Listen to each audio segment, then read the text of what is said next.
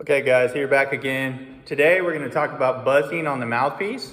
So here's the deal. So you can pretty much play anything on the mouthpiece that you can play on the trumpet. And you can actually still hear the song. So you don't even need to know the fingerings. If you know the tune, you can play the song. So first things first. So we're going to learn today how we need to play on the mouthpiece. So if you're a beginner, maybe you don't know how to play at all, maybe you haven't even played the trumpet ever, and you're just on YouTube searching and want to figure out how to do this stuff. So we're going to take the mouthpiece. So you put it up to your mouth. You don't want to press too hard. And for you guys that are playing the trumpet too, you don't want to use too much pressure. You have to realize that when you're playing on the mouthpiece, there's no resistance. So when you play into the trumpet, you can only blow so much air, and you get a little bit of resistance. So you don't want to push too hard. So you want to put it up to your face. Your lips are going to go inward a little bit, and you try to keep everything firm in the corners, and then you're just going to buzz. So I'm just going to buzz a note, a G. So a lot of times when you're buzzing, you're either going to buzz probably a C or a G. So I'm going to buzz a G.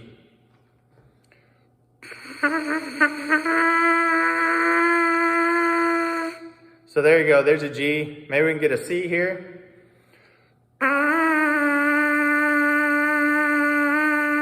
So you see, it took me a second on the G, but the C was much easier. So here in a minute, I'll play like one verse of a song, and you get to see like you'll be able to hear the notes and the melody and everything. So so the next thing is when you're practicing, if you decide, okay, so maybe you're at the house and your folks are working from home, and they're like, hey, don't play that thing, it's way too loud, and they don't want you to practice right then, but you feel like you need to practice. So take out the mouthpiece.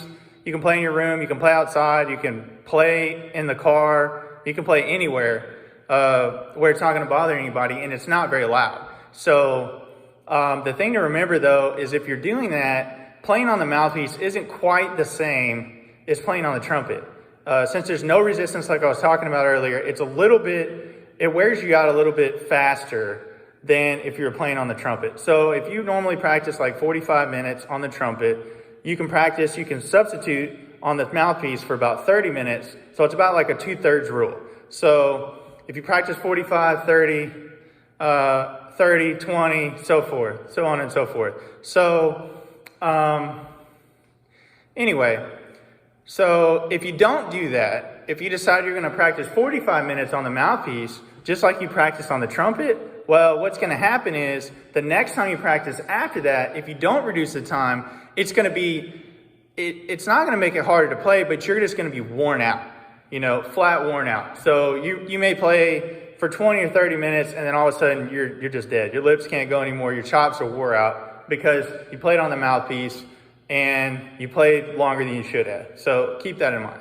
So yeah, so the thing is, it's real convenient. Like I was saying, you can play at the house. If people are working on something, they don't want you making noise. You can also do that if you're out of town, if you're on vacation, you're at a rental, you're at a hotel, maybe you can take the mouthpiece with you where you can't take the whole trumpet, or you don't want to pay for it to take the trumpet, if you're flying somewhere or whatever. But you can always practice on the mouthpiece. It'll keep your lips, your chops built up. You won't lose anything.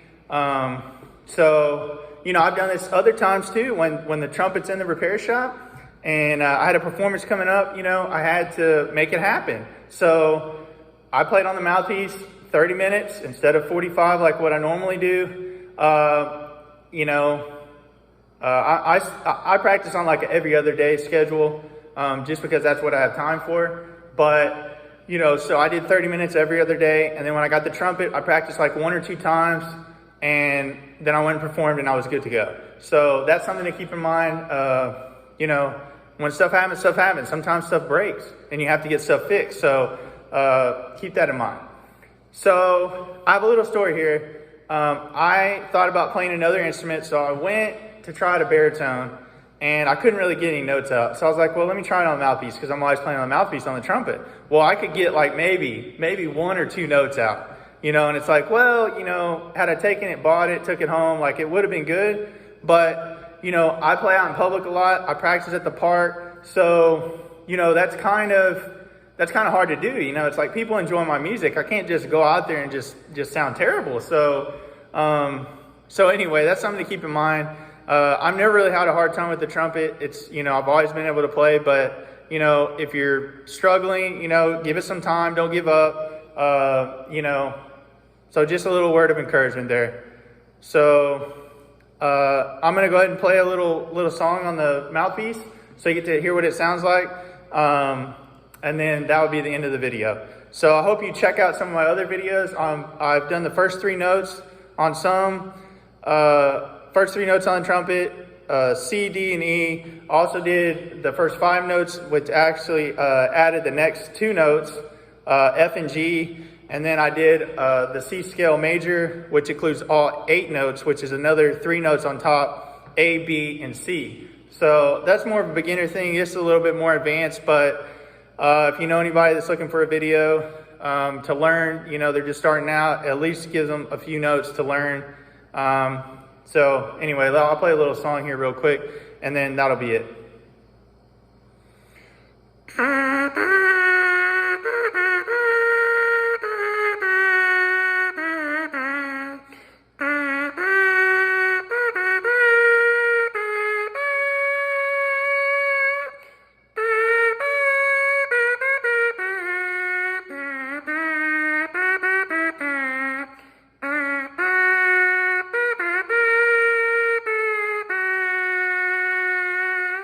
All right, guys, thanks for joining me. I hope you learned something today.